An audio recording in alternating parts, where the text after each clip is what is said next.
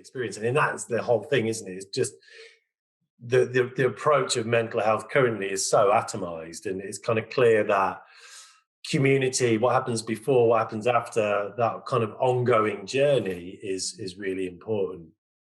Yeah.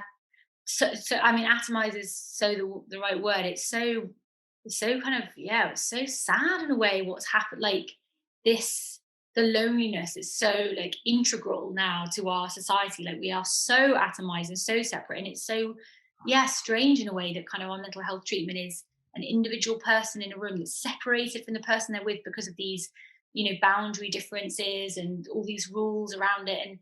And so we're so isolating people from their context and thinking that will help, but yeah.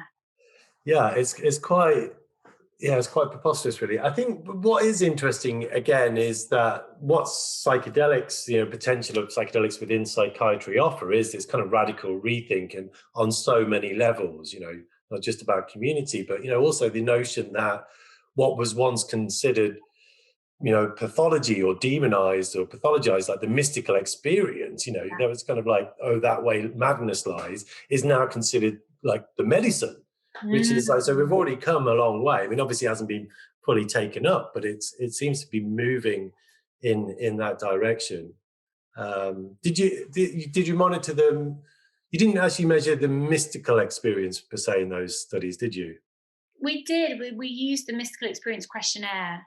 Um, and I'm just trying to think about, I mean, well, I think we found that in the first study anyway, the we had a lower incidence of mystical experience than the Johns Hopkins studies.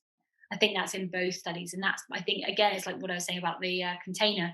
In the Johns Hopkins studies, they have like I think a Buddha in the room, and the playlist is very much kind of rapturous, spiritual, mystical music. It's kind of. You had Mendel's drones. Yeah, yeah, exactly. We had different. Actually, no, we didn't. We used a different playlist actually, but it was. I would say the playlist was much more. It was much more kind of. It was less external, mystical, and much more introspective and kind of bittersweet, sad kind of.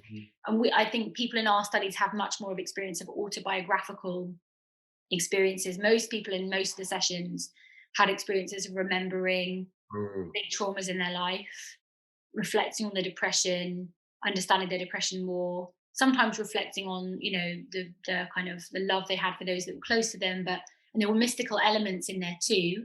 But I would say that it was much more autobiographical generally. And that might be because of the dose as well, because it wasn't super high. It was 25 milligrams. It could, if it was more like 30, 35 even, you'd have got more mystical experiences, I think. I guess also the set and the setting, it's about the kind of intentions as much as anything. Obviously, the Hopkins studies were geared towards inducing mystical experiences.